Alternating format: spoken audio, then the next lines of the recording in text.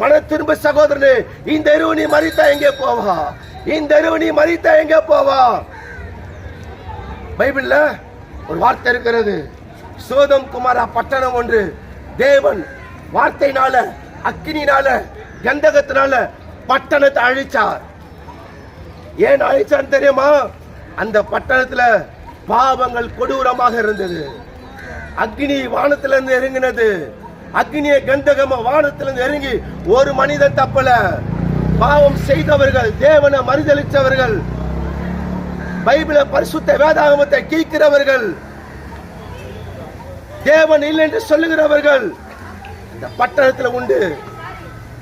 ஆண்கள் திருமணம் செய்து கொள்வார்கள், பெண்கள் திருமணம் செய்து கொள்கிறார்கள். ஓரின செய்கை அதிகரித்துக் கொண்டிருக்கிறது. ஆண்கள் கருத்தரிக்கிறார்கள். தேவனுக்கு விரோதமாக பாவமாக இருக்கிறது.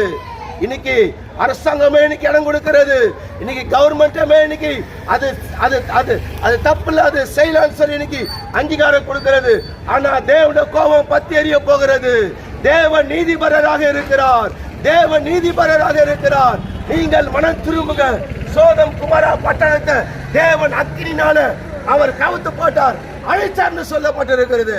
ரோம் நகரம் என்று ஒரு பட்டணம் இருந்து ரோம்ல தேவன் அக்கினினால அழிச்சார்னு சொல்லப்பட்டிருக்கிறது. ரோம் நகர் பத்தி எரிஞ்சது வசனம் சொல்லுகிறது. வசனம் சொல்லுகிறது, ஆனா சரித்திரம் சொல்லுகிறது ரோம் நகரம் பத்தி எரிந்தது. இன்னைக்கு அமெரிக்கா தேசத்துல லாஸ் ஏஞ்சல் இன்னைக்கு நகரம் இன்னைக்கு பத்தி எரிஞ்சு கொண்டிருக்கிறது. காரணம் தெரியுமா? அங்க எல்லாமே தேவன் இல்லை என்று சொன்னார்கள். கடைசியாக தேவன் இல்லை என்று சொன்னார்கள். தேவனுடைய வார்த்தையை பரிகாசம் பண்ணினார்கள். நடந்த 2 நாட்களில அவங்க அந்த நிகழ்ச்சி முடிஞ்ச 2 நாட்களில தேவனுடைய கோபம் பத்தி எரிஞ்சு கொண்டிருந்தது. ஆண்டவர் வரப்போகிறார், இயேசு ராஜா வரப்போகிறார்.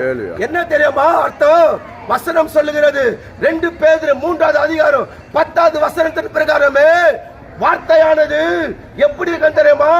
இந்த வானம் அக்கினிக்கு எரியாக்கப்பட்டிருக்கிறது. வானம் பூமி அக்கினிக்கு எரியாக்கப்பட்டிருக்கிறது. தேவன் தம்முடைய வார்த்தையினால கந்தகத்தினால தேவன் அழிக்கக்கூடிய காலங்கள் வரப்போகிறது. இந்த கடைசி நாட்களிலே இந்த உலகம் தேவனுடைய வார்த்தையின் பிரகாரமே அக்கினினால கந்தகத்தினால அழிக்கப்படும் என்று சொல்லப்பட்டிருக்கிறது. சகோதரன் நீ தப்பித்துக்கொள், சகோதரன் உன்னை நீ தப்பித்துக்கொள். நீதிமான் அதுக்குள்ள ஓடி வர வேண்டும். கர்த்தர் நாம பலத்த துருகம். நீதிமான் அதுக்குள்ள ஓடி போய் சுகமாக இருப்பானா? பாவிகளே, நம்ம எல்லாம் மன திரும்ப வேண்டும்.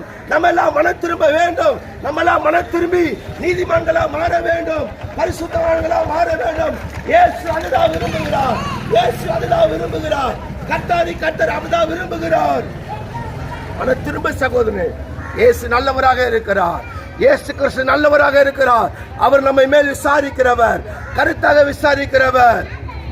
வசனம் சொல்லுகிறது இயேசு கிறிஸ்துவின் வருகை அது வானம் சுற்றப்பட்ட புஸ்தகத்தை போல இருக்காமா. வார்த்தையானது தேவனுடைய வார்த்தை யாரால் அழிக்க முடியாது. தேவனுடைய வார்த்தை யாரால் அழிக்க முடியாது. தேவன் மகா பரிசுத்தர். தேவனுடைய வார்த்தையில வல்லமை இருக்கிறது. தேவனுடைய வார்த்தையில ஜீவன் இருக்கிறது. தேவனுடைய வார்த்தையில தேவனுடைய அற்புதங்கள் இருக்கிறது.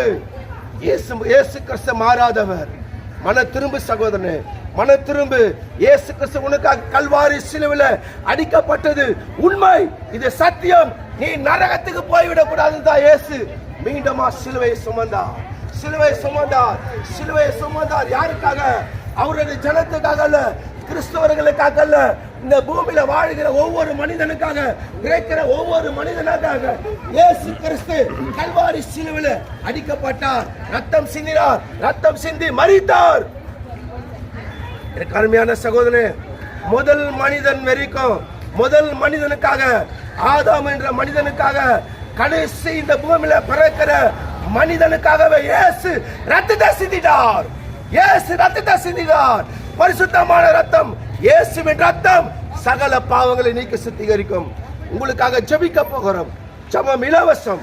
இயேசு உங்களை ஆசீர்வதிப்பார். ஆமென்.